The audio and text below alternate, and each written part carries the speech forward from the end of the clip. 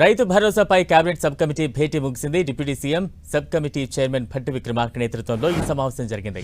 సమావేశంలో మంత్రులు పొంగులేటి శ్రీనివాసరెడ్డి, శ్రీధర్ బాబు, తుమ్మల నాగేశ్వరరావు, కోమటిరెడ్డి వెంకటరెడ్డి పాల్గొన్నారు. రైతు భరోసా, రైతు కూలీలకు 12,000 ఆర్థిక సాయంపై cabinet sub committee చర్చించింది.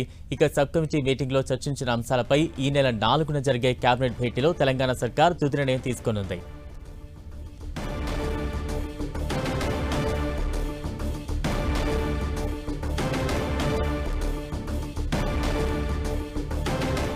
Breaking news చూస్తున్నాం. రైతు భరోసాపై కేబినెట్ సబ్ కమిటీ భేటీ అయితే ముగిసింది. Deputy CM sub committee chairman Bhatti Vikramarka నేతృత్వంలో ఈ సమావేశం జరిగింది. సమావేశంలో మంత్రులు పొంగులేటి శ్రీనివాసరెడ్డి, శ్రీధర్ బాబు, తుమ్మల నాగేశ్వరరావు, కోమటిరెడ్డి వెంకటరెడ్డి పాల్గొన్నారు. రైతు భరోసా, రైతు కూలీలకు 12,000 ఆర్థిక సాయంపై కేబినెట్ సబ్ కమిటీ సుదీర్ఘంగా చర్చించింది. ఇక సబ్ కమిటీ మీటింగ్లో చర్చించిన అంశాలపై ఈ నెల 4న జరిగే కేబినెట్ భేటీలో తెలంగాణ సర్కార్ తుది నిర్ణయం తీసుకోనుంది. దీనికి సంబంధించిన బ్రేకింగ్ న్యూస్ చూస్తూ ఉన్నాం.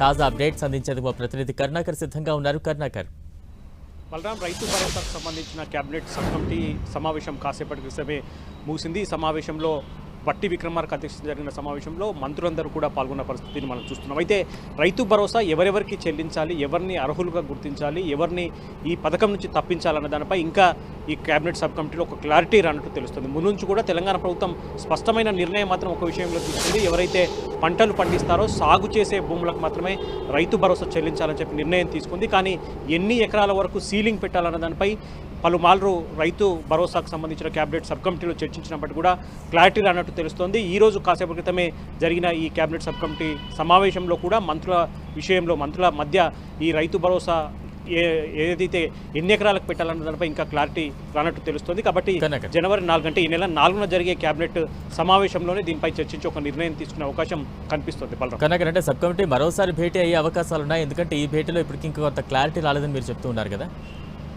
అంటే ఖచ్చితంగా ఇది చివరి కేబినెట్ సబ్ కమిటీ భేటీ అని చెప్పవచ్చు. ఎందుకంటే సంక్రాంతి నుంచి ఖచ్చితంగా రైతు భరోసా చెల్లిస్తామని చెప్పి ముఖ్యమంత్రి రేవంత్ రెడ్డి ప్రకటించిన నేపథ్యంలో ఇక ఎటు ఈ నెల 4న జనవరి 4న ఈ నెల 4న మంత్రివర్గం ప్రత్యేకంగా సమావేశం కాబోతుంది. కాబట్టి కేబినెట్ సబ్ కమిటీలో వచ్చిన అభిప్రాయాలు అంటే 7 నుంచి 10 ఎకరాల వరకు సీలింగ్ పెట్టాలని చెప్పి ఒక అభిప్రాయం కేబినెట్ సబ్ కమిటీలో వ్యక్తమైంది. కాబట్టి ఇదే అభిప్రాయాన్ని కేబినెట్ సమావేశంలో ముఖ్యమంత్రి సమావేశంలో ఏర్పాటు చేసిన సమావేశంలో చర్చించిన తర్వాత ఎన్ని ఎకరాల వరకు సీలింగ్ పెట్టాలి, ఎవరెవరికి రైతు భరోసా చెల్లించాలి, ప్రభుత్వ ఉద్యోగులు, ఐటీ చెల్లింపుదారులను ఈ పథకం నుంచి తప్పిస్తే ఏ విధంగా ఉంటుంది, ఇటువంటి అంశాలన్నింటినీ కూడా కేబినెట్ సమావేశంలో చర్చించే అవకాశం కనిపిస్తుంది. కాబట్టి ఈ నెల 4న జరిగే మంత్రివర్గ సమావేశంలో కేబినెట్ సబ్ కమిటీలో ఏవైతే అభిప్రాయాలు వ్యక్తమయ్యాయో వాటన్నిటిపైన చర్చించిన తర్వాత ఒక నిర్ణయం తీసుకునే అవకాశం కనిపిస్తుంది. ఖచ్చితంగా సంక్రాంతి నుంచి రైతు భరోసా నిధులను విడుదల చేయాలని చెప్పి గట్టి పట్టుదలతో ప్రభుత్వం మాత్రం ముందుకెళ్తున్న పరిస్థితిని మనం చూస్తున్నాం. బలరాం, కనుక ఎలా అర్థం చేసుకోవాలంటే ప్రభుత్వం నిర్ణయించినట్టుగా సంక్రాంతికి రైతు భరోసా రైతులకి పడే అవకాశాలు ఎంతవరకు ఉన్నాయి? ఎందుకంటే ఇప్పటికీ కొంత క్లారిటీ రావాల్సిన అవకాశం ఉంది.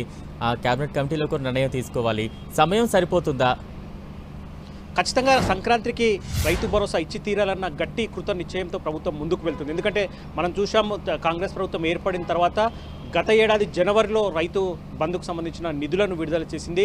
అంటే దాదాపు ఏడాది కావస్తుంది. ఏడాది నుంచి రైతులందరూ కూడా రైతు భరోసా నిధులు ఎప్పుడు విడుదల చేస్తారని చెప్పి ఎదురు చూస్తున్నారు. ప్రతిపక్షాలు కూడా పెద్ద ఎత్తున విమర్శలు, ఆరోపణలు గుప్పిస్తున్న పరిస్థితిని మనం చూస్తున్నాం. కాబట్టి ఇక ఏమాత్రం ఆలస్యం చేయకూడదు. అందుకు తోడు ముఖ్యమంత్రి రేవంత్ రెడ్డి కూడా అసెంబ్లీ సాక్షిగా ఖచ్చితంగా సంక్రాంతికి రైతు భరోసా ఇచ్చి తీరుతామని చెప్పి ప్రకటించిన పరిస్థితిని మనం చూస్తున్నాం. కాబట్టి అందుకు అనుగుణంగానే ఈరోజు అత్యవసరంగా రైతు భరోసాకు సంబంధించిన కేబినెట్ సబ్ కమిటీ భేటీ అయింది. కమిటీలో మంత్రులందరూ కూడా విభిన్నమైన అభిప్రాయాలు వ్యక్తం చేశారు. అందులో ప్రధానంగా రైతు బంధు ఎన్ని ఎకరాలకు చెల్లించాలన్న దానిపైనే ఏకాభిప్రాయం రానట్టు తెలుస్తోంది. ప్రభుత్వం మాత్రం 7 నుంచి 10 ఎకరాల వరకు సీలింగ్ పెడితే ఏ విధంగా ఉంటుందన్న దానిపై ఒక చర్చ జరిగిన పరిస్థితి మనం చూస్తున్నాం. కాబట్టి ఈ అంశాలన్నీ రైతు బంధుకు సంబంధించిన రైతు భరోసాకు సంబంధించిన కేబినెట్ సబ్ కమిటీ అభిప్రాయాలన్నింటినీ కూడా జనవరి 4న ఈ నెల 4న జరిగే మంత్రివర్గ సమావేశంలో చర్చించిన తర్వాత ముఖ్యమంత్రి తుది నిర్ణయం తీసుకునే అవకాశం కనిపిస్తుంది. Balaram, right, thank you Karunakar.